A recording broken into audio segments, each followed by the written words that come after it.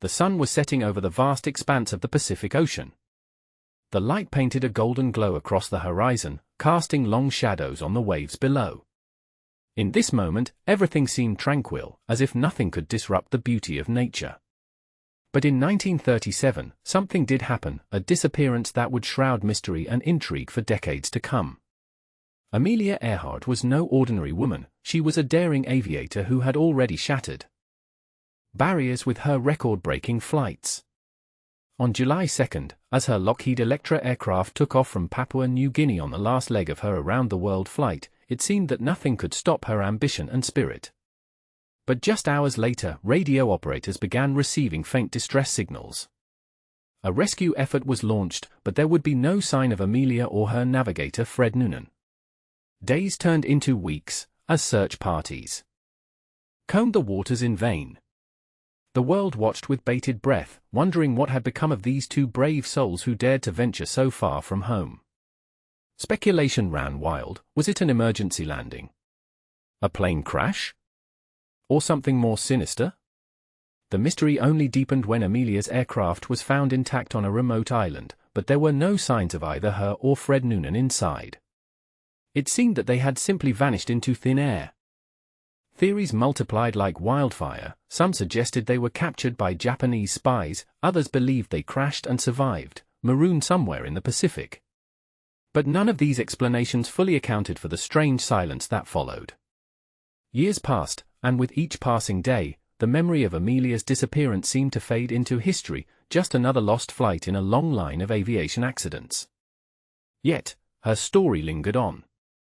Like an open question, waiting for someone bold enough to seek answers where none had been found before.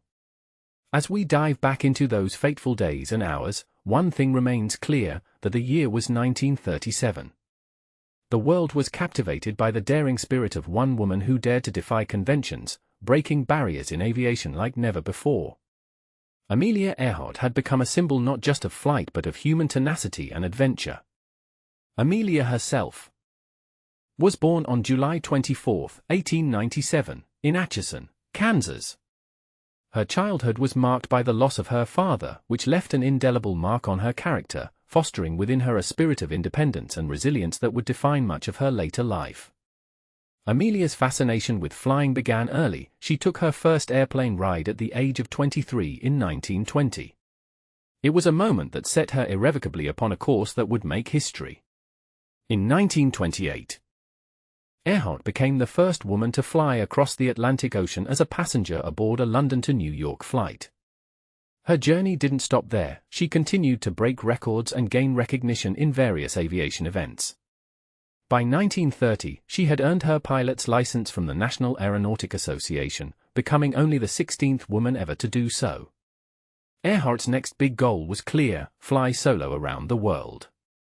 On May 20, 1932, Amelia took off from Harbour Grace, Newfoundland, and landed in Northern Ireland on May 21 after a grueling journey of more than 2,500 miles. This achievement made her the first woman to make that transatlantic solo flight.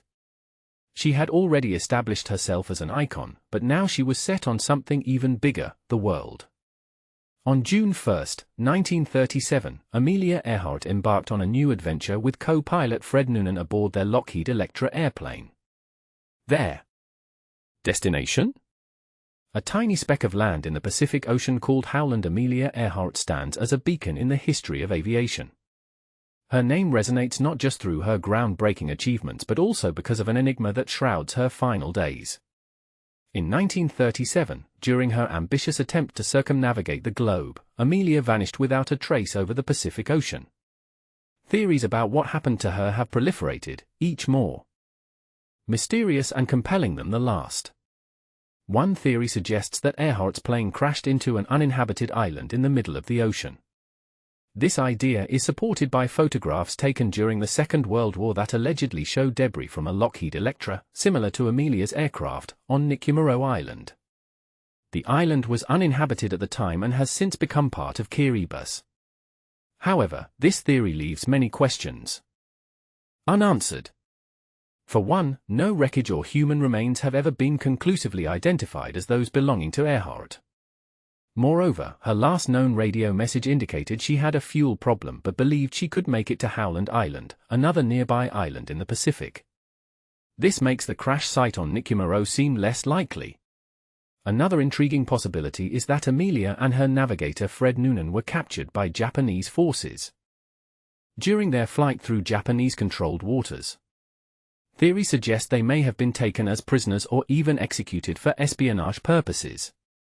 Their disappearance coincided with an increase in American reconnaissance flights over the area, which could explain why no trace of them was ever found. This theory adds a layer of geopolitical tension to Earhart's story. It suggests that her journey wasn't just about aviation but also had significant political and military implications during World War II. If true, this would mean that Amelia Earhart's legacy isn't only one of courage and adventure but also of intrigue and mystery. A third theory posits that Earhart survived the crash and lived out the remainder of her life under a different identity in Asia or the South Pacific. This theory, the year is 1937.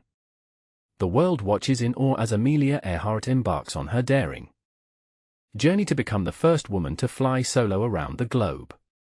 With a spirit that defies the norms of her time, she becomes an icon, both for her aviation prowess and her determination. But something goes wrong. On July 2, Amelia's aircraft disappears over the vast Pacific Ocean. The last confirmed message from her radio is vague: "We are running northeast to point 180. After days of searching by ships and planes, no trace of Earhart or her plane is found. A rescue mission ends in disappointment as a piece of aluminum foil is discovered on Garner Island, now Nikumaro, hinting at the possible presence of someone from an aircraft. Theories about what happened to Amelia Earhart abound. Some believe she was forced down and died after spending months on the island, her life cut short by illness or starvation. Others propose a more dramatic scenario, that she survived and adopted a new identity in another country. The notion that Amelia may have been captured by Japanese agents during World War II adds to the intrigue. In 1937, the world was already grappling with geopolitical tensions, but for those who knew of Earhart's disappearance, the uncertainty became almost unbearable. Speculation ran rampant as radio stations and newspapers provided updates on every piece of information that emerged, or didn't emerge. The media created a narrative around Earhart's bravery and the mystery surrounding her fate. As weeks turned into months, the search party returned to America with empty hands but filled with unanswered questions. The story of Amelia Earhart was no longer just about an aviation feat, it had become a complex puzzle waiting for someone to piece together all the missing pieces.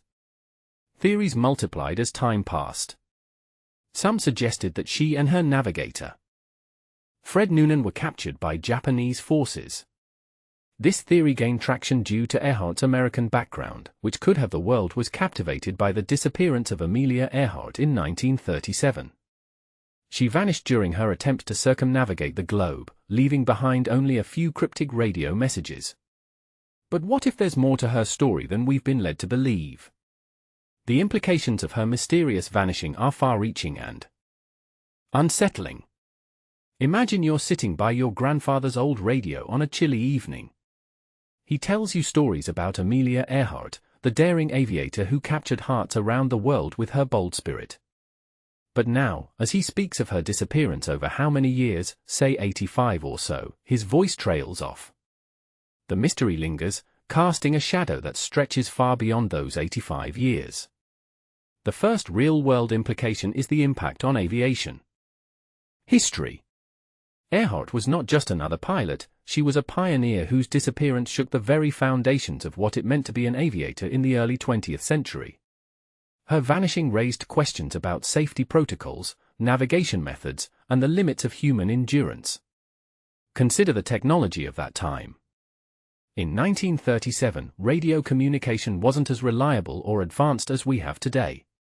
Amelia's disappearance highlighted the limitations of the era's navigational tools, limitations that could be a harbinger of what might happen to other aviators in similar circumstances. The fear and uncertainty that gripped people back then are eerily familiar now, when modern planes sometimes face unexpected challenges. Amelia Earhart was more than just an adventurer, she embodied hope and possibility for women everywhere. Her disappearance sent shockwaves through the feminist movement of her time. Women who aspired to careers outside traditional roles found their dreams put on hold by the tragedy. The idea that a powerful, determined woman could vanish without trace underscored fears about gender equality and the societal constraints placed upon ambitious females. In 1937, Amelia Earhart was not just an individual. As the sun sets over Tiverton Bay in 1937, casting a long shadow across the vast Pacific Ocean, we are left to ponder the final moments of Amelia Earhart's extraordinary journey. For decades now, her disappearance has captivated the world with its mystery and intrigue.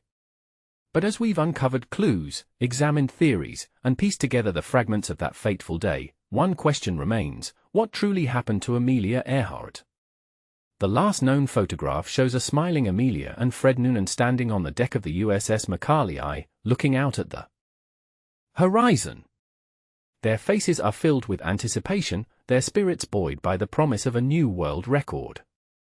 Yet just hours later, they vanished into thin air. No distress signals were sent, no wreckage was ever found. The theories multiply like whispers in a dense forest. Perhaps Amelia and Fred crashed on Nikumaro Island, or maybe they survived as castaways for years. Some suggest she may have been captured by the Japanese military during World War II and forced to broadcast propaganda messages from Tokyo. Others believe that Amelia deliberately chose to abandon her life of privilege to blend into common society. Each theory adds layers to this complex puzzle. But what if none of these explanations hold water? What if, like a mirage in the desert, they are all just reflections dancing before our eyes? Consider for a moment, during World War II, many people were forced to disappear without a trace. Governments often used fear and secrecy to control information, making it difficult for loved ones to find out what happened to their family members. Amelia Earhart was no stranger to government surveillance. She had faced intense scrutiny from both the US military and its allies. And then there's the story of Nikumaro Island. The site where some believe Amelia landed is a remote, inhospitable place with few resources for survival.